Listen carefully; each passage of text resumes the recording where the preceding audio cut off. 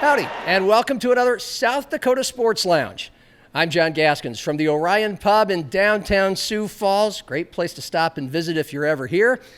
And we have some of the best conversations on some of the hottest topics going on in the Dakotas over the next hour or so for you. From Happy Hour with John Gaskins, we'll have the head coach of Alabama, Kalen DeBoer, joined by a very famous friend who's another local football legend, Kurtiss Riggs. We'll go up to Fargo. Dom Izzo has the former head coach of a high school basketball team up there who was all of a sudden fired after the season. It became a very controversial story, and Dom had the exclusive first interview since that event. And we'll go out to Rapid City with Nate Brown, who will talk Minnesota Vikings with Thor Nystrom of Score North. The Vikes hired a new general manager, and he's got some big decisions to make, especially at quarterback. And we'll round the show out with Zach Borg, his final Diamond Vision of the year, recapping the high school state baseball championships. But we begin here in Sioux Falls with a couple of legends who were ripping it up at Little Sioux Falls College 30 years ago.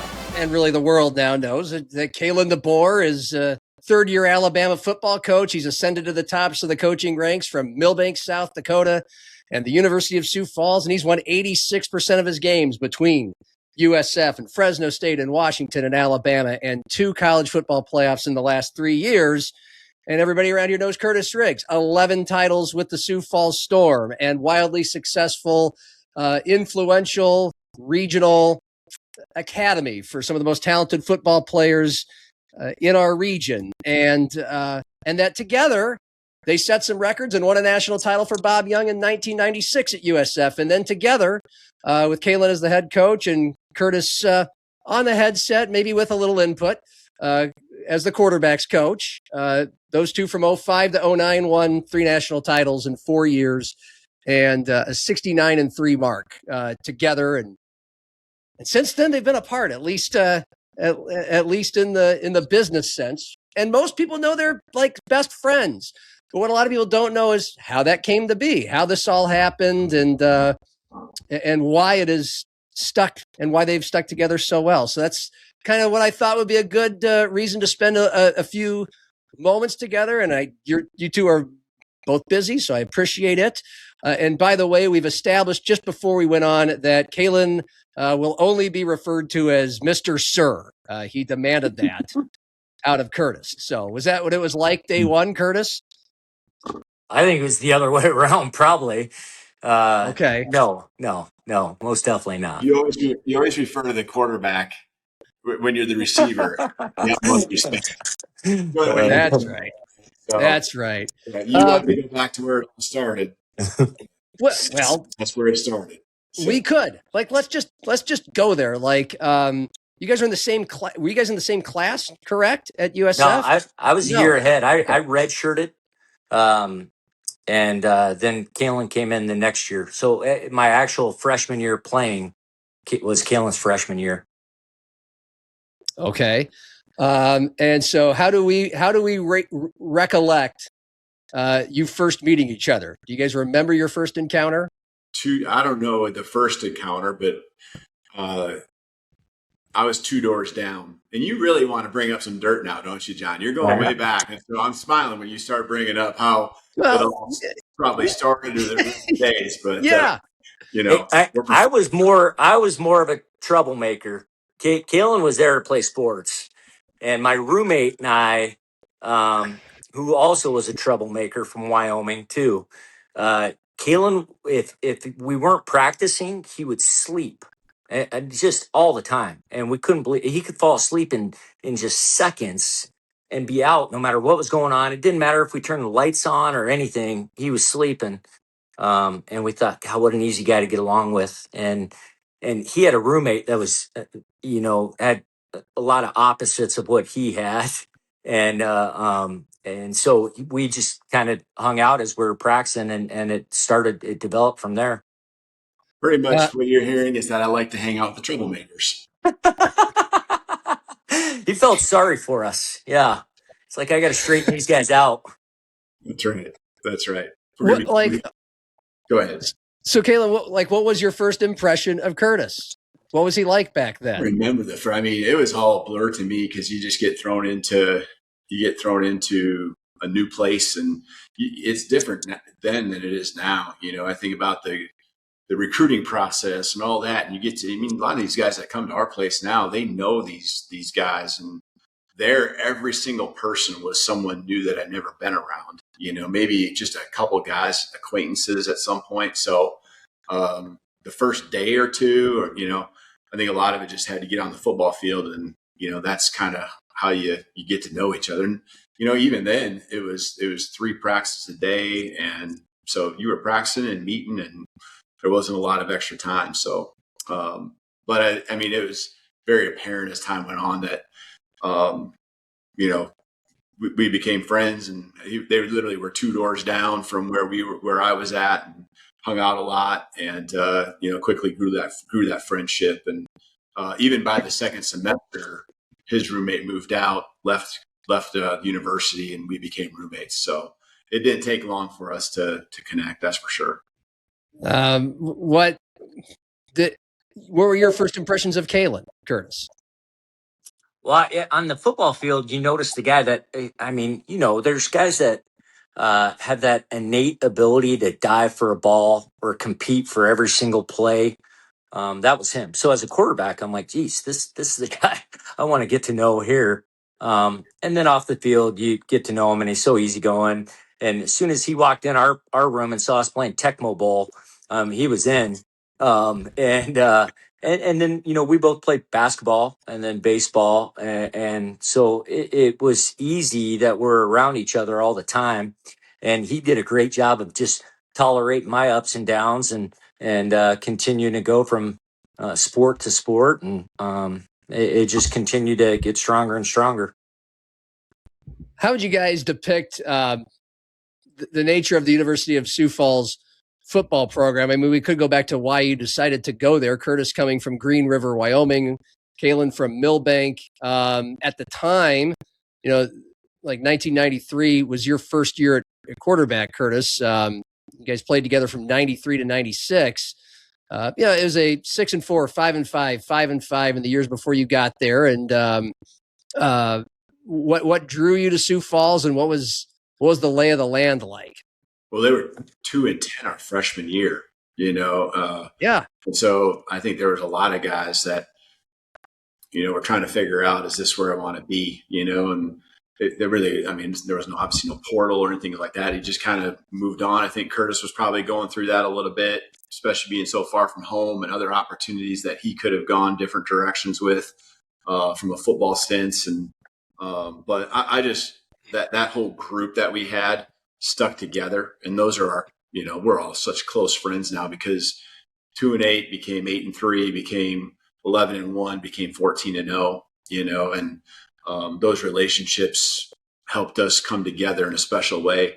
I went to University of Falls. Coach Young, he was the only full-time coach there, so it wasn't like you had these recruiters that were out there. It just became a place where, a couple hours from home,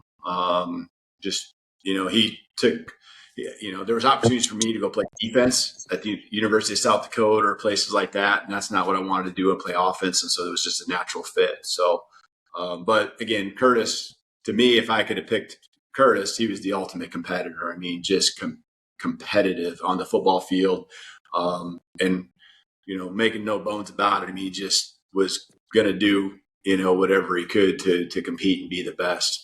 Was he competitive in any sort of annoying or off-putting way? I remember one time I slipped on a route, and he's probably fed up, and this is just a route on air, and went to the ground. And I think I slipped again, and he just decided he was just going to throw the ball and hit me in the head. So, that's just how he was. Enough of this, Joker. We're gonna let him learn a lesson here, and that's kind of the how Kurtiss was early in those times. Is this how you remember it? Things have never changed. Oh, I'm sure. I'm sure he's probably he's been a little forgiving with it even too. Yeah, when you asked that question of why we went to USF, I don't know. Like when I got there, I mean, they ran the option. I think what really got me there was, and this is ironic too, because my recruiting coordinator at University of Wyoming was Mike Van Dees, which is unbelievable because he comes back into Kalen and I's life, and and so he asked me to then walk on. I'm like, geez, I'm going to be a tackling dummy. I don't want to do that. So some of my teammates, we go on a recruiting tour and we go to Shadron State and they party like crazy. I'm like, boy, I'm not going to make it here. We go to Black Hill State, who threw the ball 60 times a game. I mean, I should have went there, and we partied like crazy on the visit. I thought this is going to be bad for me, and then we got to Sioux Falls, and he thought, wow, this is pretty nice. I could be a good person here, and then also they wanted me to play basketball, and they were going to get baseball, and I thought, you know what, that's all right. If I'm not going to go to Wyoming, I think going somewhere to play multiple sports would be good. But Kalen's right, though. After that first season, my first year there, I was like, man, this is a grease fire. I got to get out of here. And I actually went back and met with Coach Van Dees. And then thankfully, Coach Young brought in Jay Woo Sim, and we decided to throw the ball a little bit. And that's when Kalen and I statistically started to really do some good things. Yeah, a few good things. I mean, so was it just sophomore year, 94? That's when kind of everything started to click, Kalen? Probably even more 95. Probably by the 95 season was probably the one where I think probably going from less than 30 catches for me to over 80, and so Kurtiss, was obviously the guy pulling the trigger there in 1995. And we just changed the whole system, around what Kurtiss's skill set was. And we had other really good receivers, and Jeremy Gardner was an All-American tight end, and just a lot of guys that, David Reuter could do it all out of the backfield. So that's kind of where we really took those next steps. To Fargo, where Dom Izzo has a follow-up from about a month ago when a lot of controversy was sparked over the firing of a local coach. This is Hot Mike on the networks of WDAY. Here's Dom Izzo. All right, welcome back, everybody. Hour 2, ready to rock and roll here on a rainy Wednesday. So, I think many people know about a month and a half ago, we got word, story broke here on WDAY that Shanley girls basketball and boys basketball was making a change for both their coaches. That Beth Maher would be out after a second consecutive trip to the state tournament, did not resign.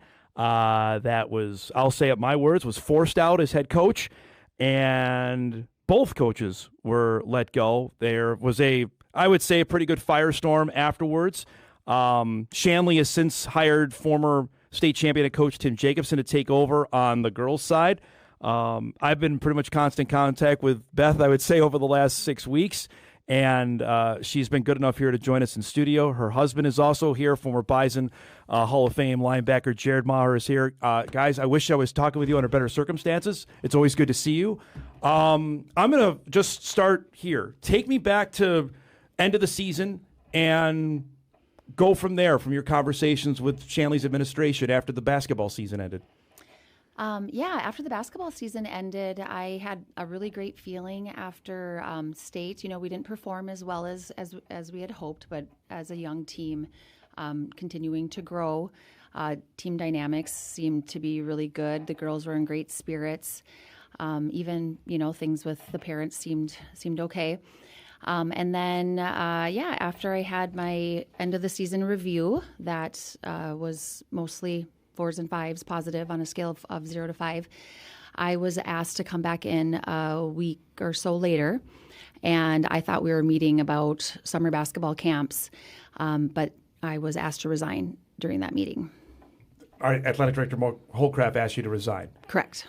And you were under no impressions that your job was on the line, in worry. Nothing was said prior to that second meeting you had. There were a few, comments. I'm certainly not the perfect coach, and nobody is. And there were some comments that we, of course, during an end of the season evaluation that you discuss, and a few things that were on my radar. But as a reflective person, I right away personally went home and was like, okay, these are things that I can fix for next year. was very excited going into the summer. But yeah, nothing too alarming that And again, your performance review was 4s and 5s, which are, for people that don't know, that's good. Good, yeah. Good Yes. to great, Yes, correct? correct. So nothing, red flags, no, hey, this is something that we're going to have to address, that your job may be in jeopardy. Correct. And Mark also was very supportive of me during that end of the season eval too. The first one that you had. The first one, yeah. Okay. Did anything pop up, Beth, during the season? Did you hear from parents to say, hey, we don't like what's happening right now? Not one parent requested a meeting with me or even a phone call, not with me or my 5 other staff members, coaches on staff. So nothing said during the season? Correct. Only until after it that something came up? Correct. So I found out, 2 sources told me that there were a smaller group of parents that were unhappy with how your coaching style. Did you hear that at all throughout the year? There were any complaints at all about that come up? Nothing directly to me. Yeah. I'm a reflective person and pay attention to dynamics and so forth, but not one parent came to me or requested a phone call or a meeting. So basically, when I did come in for my for that second meeting that I thought was about basketball camps, it was brought to my attention that there was a small group of anonymous surveys that came in that showed some unhappiness. So you're completely blindsided here. Correct. What's you're going through this, so I'm assuming you come home from that and tell me you find out that this is going down. Well, I'm consistently over the last 6 weeks, I go from disbelief to anger. And I can tell you that if we're going to use anonymous surveys to determine whether or not somebody has a job, then I would suggest we survey all of the coaches that have worked for this athletic director over the last 2 years, and we can base his job off of that. I would say there's been certainly I've gotten feedback as well from some displeased other parents as well of other sports at Shanley. All right, so that goes down. You obviously were not going to resign. Correct. So take me after that conversation with Mark Holcraft. What happened after that? So after, after I was asked to resign, I flat out said that I was not going to resign. Yeah. I love coaching at Shanley, or I loved it. I loved being a part of it. I was proud to coach there, and we're certainly proud to send our children to school there. Not to mention all the work that my staff and I put in the last 3 years was finally going to come to fruition in my 4th year, and everything was looking really great for the 4th season. So I had said no, I would not resign, and then I was asking if I could have an improvement plan. And that was denied? That was denied.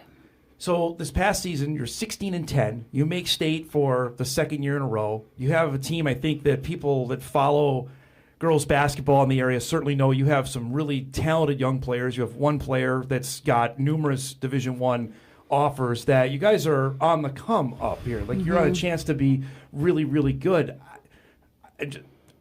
Blindsided was the word I would use as well when I found out the news that went down, because it just seemed completely out of left field, especially if there weren't any glaring instances that you heard of during the season. How did your team find out? Did you tell them, or was this something they found out online? Correct. I did not have an opportunity to speak with the girls, which was disappointing. The girls, I believe, found out on that Saturday when I decided to post about it. Yeah. When I had found out on Friday morning, of course, it was emotional. I was in disbelief. But then once I had reached out to a few people, just needing to talk to my support system, word does travel fast, and I was getting a lot of messages and a lot of questions, and I had made that decision on Saturday evening that I wanted to make a statement that this wasn't my choice, and I thought that I just wanted to get on top of it and make sure people knew that it wasn't my decision to step away. I had heard, I think, about 12 hours before you had posted anything. I was trying to get my ducks in a row before I contacted you to say, okay, what happened here? For the second meeting you had with Mark, who else was in part of that meeting? Father Metzger was in on the meeting as well. That was it. That was in there. Correct. So this happens. Obviously, it blows up that following Monday. Take me through what that following few days were like. Did you have a chance to meet again with Mark about, hey, can we talk about an improvement plan, or was that ship had sailed after that?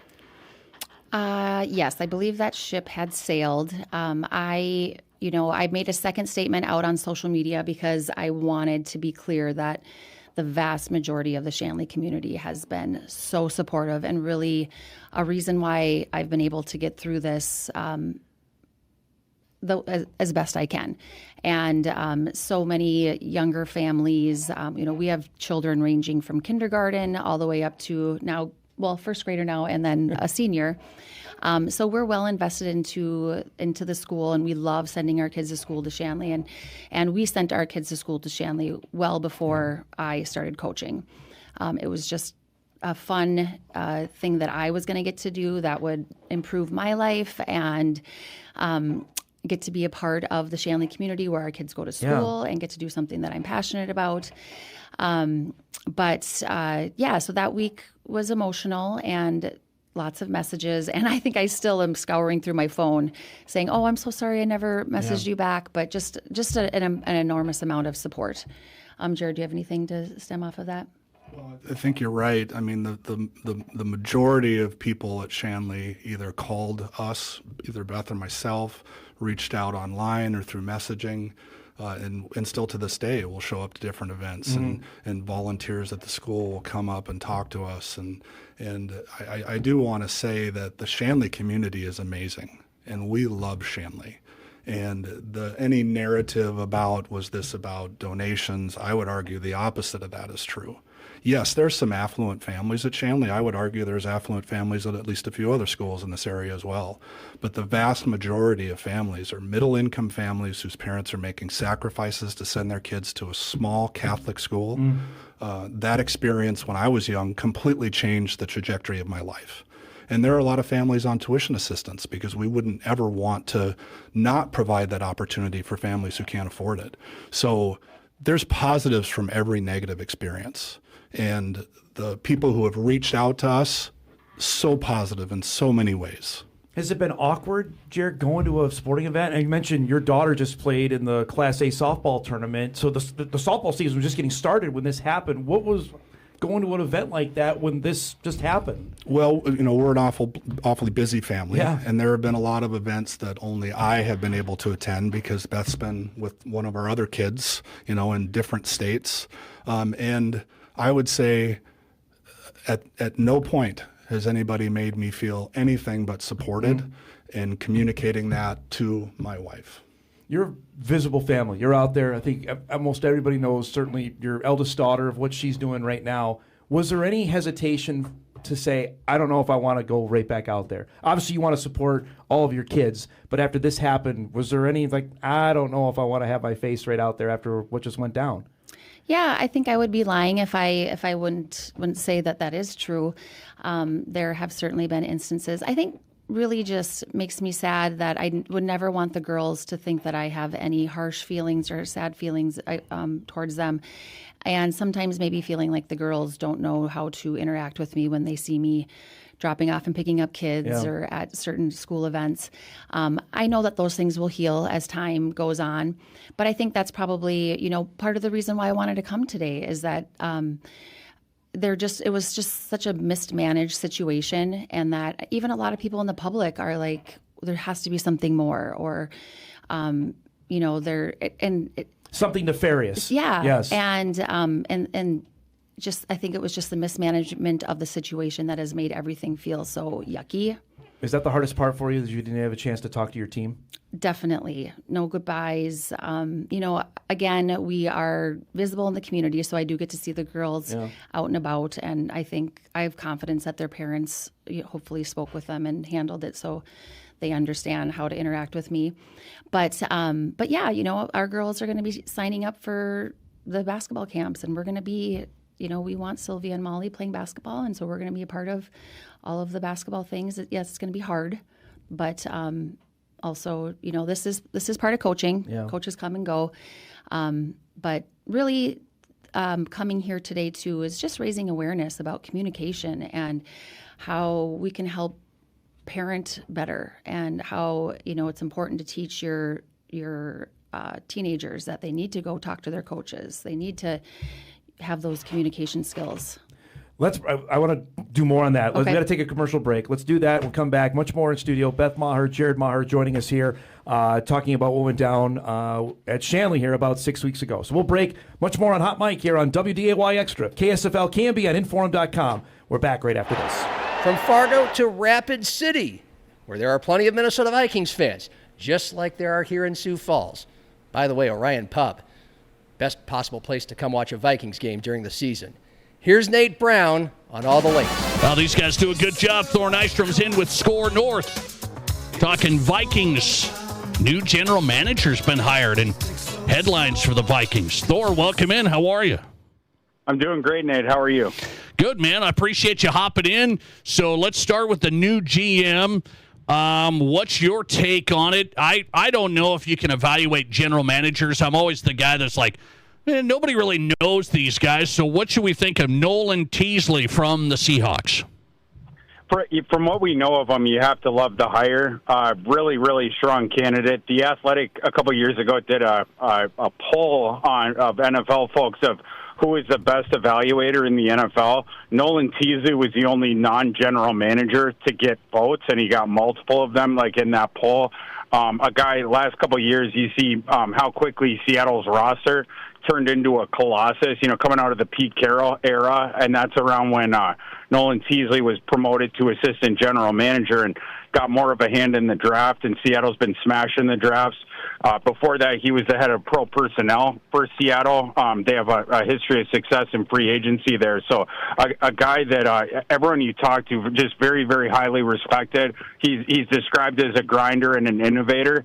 So I think the Vikings got a good one. The thing to watch out for, though, is that during the Wilfs ownership, they've had kind of a wonky organizational structure where the GM has very rarely had final say on the 53-man roster, and it's more of a collaborative thing. So we're going to find out tomorrow during the introductory press conference at 10 a.m. Central here in Minneapolis when Nolan Teasley is introduced to the media and then talks to it for the first time. Was Nolan Teasley given final say on the 53-man roster? Okay, so you talked about the structure. I was seeing some NFL insiders say Kevin O'Connell was really involved in the Nolan Teasley search here. So what, is Kevin O'Connell and Teasley going to be like a tag team here? I think that's the hope there. Yeah, that it's sort of like McVay and Snead, from O'Connell's history, working together like that, or from Teasley's John Schneider with Mike McDonald, most recently with the Seahawks. But yeah, I think that's the hope there. But Nolan Teasley, the one sort of true outsider candidate of the 5 finalists that the Vikings had. One of those finalists, of course, was the interim GM, Rob Brzezinski, who's been with the team for a long time. 2 of the other ones had spent a decade in the Vikings building previously, prior to the jobs that they have now. And then the other one was John McKay, who O'Connell worked with for multiple years with the Rams back when he was an offensive coordinator. So it was interesting they went out sort of outside to the outsider as well.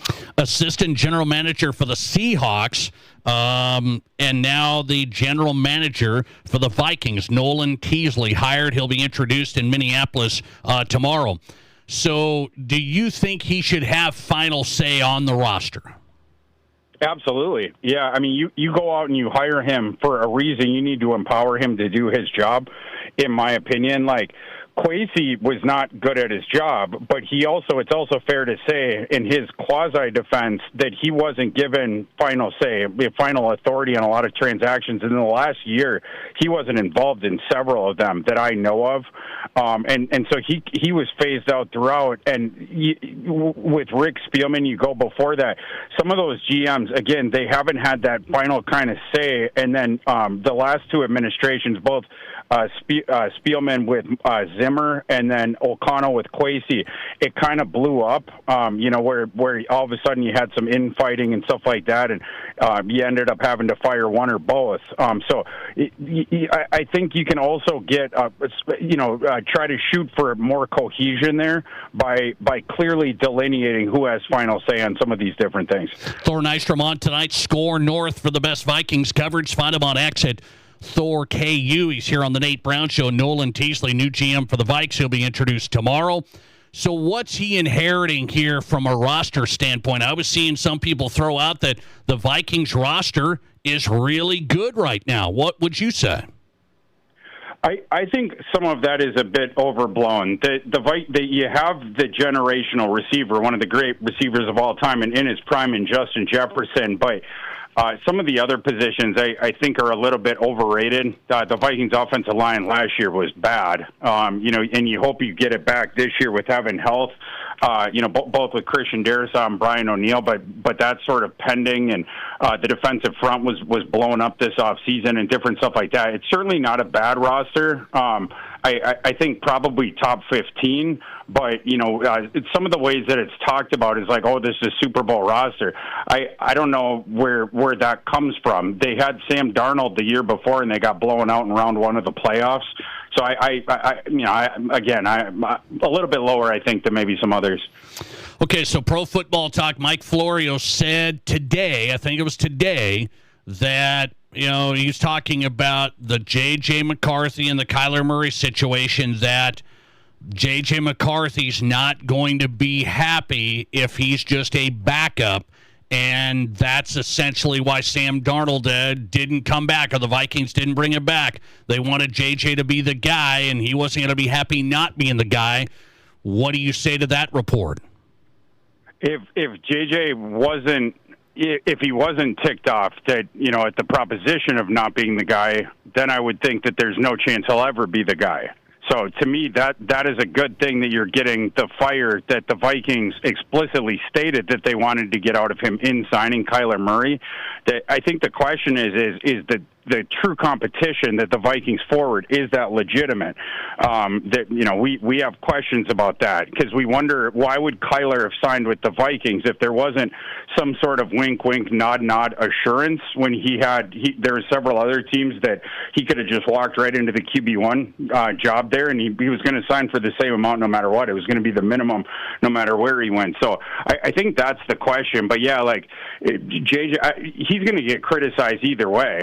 If he plays it the PC way, responds to the questions, people will say, oh, he's giving up in advance. He's laying down on this thing. If he's deferential to Kyler Murray, they'll say the same thing. If he's peppy like last year, they'll say he doesn't have any awareness of the situation he's in. If he shows fire, then they're saying he's problematic and he's yada yada. So, but to me, you're at least showing a sign that the Vikings explicitly were looking for this offseason. Thor Nystrom, do you feel like you're on an island in the media world, the J.J. McCarthy Island? No, there's others here still. There is. Okay. And who knows? Maybe I'll end up being the last one. But no, he definitely still has supporters. He has supporters in the building, and predominantly his teammates. You have yet to hear criticism of from the teammates that voted him team captain before he'd ever taken an NFL snap last year. The most recent comment was Brian O'Neill saying, I've never seen someone have control of a locker room like he did last year. Different stuff like that. But yeah, obviously JJ's going to have to prove it on the field. He's going to have to stay healthy. 10 appearances over 2 seasons. You just haven't given yourself a shot to sort of get going here, and we'll see if the Vikings ultimately give him a shot here in year 3. Okay, I want to ask you that. Do you believe Kyler Murray deserves to be QB1 from his history of his career to start? I think if he wins the job, I agree with the thing of the guy that's better in camp, and again, if that's legitimate or not, but if he is the better one, absolutely. I just think with the whole thing, again, going back to my thing of, I think the Vikings roster is, the whole roster, I think is closer to middle of the pack in the NFL than this sort of Super Bowl frontrunner thing that is forwarded. And I wonder about the logic of doing this one-off year with Kyler Murray, where in the contract, the Vikings are not allowed to tag him after this season. So it's this sort of one-off proposition. And of course, just from a dollars and cents perspective, it's unprecedented, and you have to take that, the value on it. But there's costs that go beyond monetary. There's opportunity costs as well, and there's a high one being paid here if indeed they're just going to go with Kyler without a true competition, because you're giving up the opportunity to get the year 3 of data on your hand-picked top 10 quarterback, McCarthy. If you don't play him enough in year 3, you cannot pick up his year 5 option. The decision on that is due after the next draft in May 2027. You're going to have to decline that if you don't play him this year. And at that point, you're back to the drawing board at quarterback, because Kyler, you have to compete with everyone else on the open market for that. So that's some of the other sort of ancillary factors here. So if you're asking, do I think it's safe to just sign him and then he's the starter to give up that opportunity, that's what I think would be the mistake. But if they're going to play out a true competition, they're going to play it straight with that and play the best guy, why not? Then I would totally be on board with it. Okay, but are the Vikings good enough? Are they good enough to compete in the NFC North? That's why you would, maybe we can't go McCarthy here. We're good enough to win this. See, again, that's where it sort of starts to lose me. I think you have to take some logical leaps to be like all of a sudden, because what would it take to elevate this roster to where, let's say the NFC title game, you're going to need top 10 quarterback play during the regular season, right? That's around where that team all of a sudden you'd be like, oh, that is a legitimate contender. Kyler Murray, how many years of data do we have on Kyler Murray? He was that one time in his career, I believe it was at 2019 or 2020 or 2021. But outside of that, been injured a whole bunch. I think one of the last 3 or 4 years played 15 or more games, 2024. But he hasn't won a playoff game yet, which is the thing he has in common with his new head coach. So to me, it's a lot of eggs that you're putting into the basket of this season, and it seems to be in deference of we have to make the playoffs, but with the roster that, in my opinion, and I would love to be proven wrong, as a lifelong Minnesota Vikings fan who's never won a Super Bowl, I just don't see this team as having a ceiling of the Super Bowl. So that's where it kind of loses me. Thor Nystrom, good stuff tonight on the Vikings. Great coverage with Thor and the guys. Score North out of the Twin Cities. Great company. They do the best work on Vikings coverage. Some podcasts. You've got it there. Score North. Thor Nystrom on tonight. Appreciate you, man. Thanks. Thanks so much, Nate. Back to Sioux Falls, where Zach Borg closes out one of the high school sports seasons. It's time to see which teams will take home the crown jewels on the Diamonds of South Dakota. Welcome to the season finale of Midwest Sports Plus Diamond Vision. I'm Zach Borg. The South Dakota High School Baseball Association holding their state tournaments this past week. Class A at Augustana's Ronkin Field, Class B at Bob Sheldon Field in Brookings. And for the first time ever, Midwest Sports Plus was the home with all 14 games streaming on our platform, as well as statewide coverage for most of them on KSFL and KNBN.2. And boy, did the State A tournament deliver here at Ronkin Field. We had an unconventional state championship matchup when all was said and done. Many expected the Brandon Valley Lynx, the defending champs, to have a shot to become the first team to ever repeat as Class A champion, and they stormed through, winning a wild quarterfinal 10-6 on Friday night that actually stretched into midnight on Saturday. Then they came back and dominated their semifinal with Jefferson in a rematch of the previous year's state title game 6-1. Their opponent, the 8th-seeded Watertown Arrows, the lowest seed in the tournament, all they did was upset Harrisburg 4-3, the number 1 seed in game number 1 on Friday night. And then on Saturday took out 4th-seeded Yankton, giving them a chance to win their first state baseball title of any kind in nearly 100 years, since 1931. And it was a title game that came down to the final pitch. As they had all tournament, Watertown struck first, scoring 2 runs on wild pitches in the second and adding a third on this bizarre play when the Arrows thought they'd drawn a walk, only to have the pitch called a strike, and Max Sears ended up stealing home. Trip Jorgensen held the Lynx in check, allowing just 1 unearned run in 6 innings while striking out 7. Down to their last at-bat, the defending champions rallied. Bryce Plucker's ground ball scoring Grady Gindorf to cut the deficit to 1 for Brandon Valley. The next batter, Jack Blomgren, fans against Carter Bisker for out number 2. 2 batters later, the Arrows were 1 strike away from their first state title in nearly a century, only to see Brighton Stroh bounce a ground ball through the hole at third and short, bringing in the game-tying run. 2 batters and a pitching change later, the bases were loaded for Caleb Severin. 3-0, outside, walk-off walk for the state title. The Brandon Valley Lynx, the Cats, have gone back-to-back. I mean, just believe. We believed in each other, and we loved each other the whole year. I mean, we had each other's backs. I can't say it enough. Like, these guys just want to battle for each other, and that was it. Even though we were here till around like 12:30 last night, it didn't really faze us. We came here.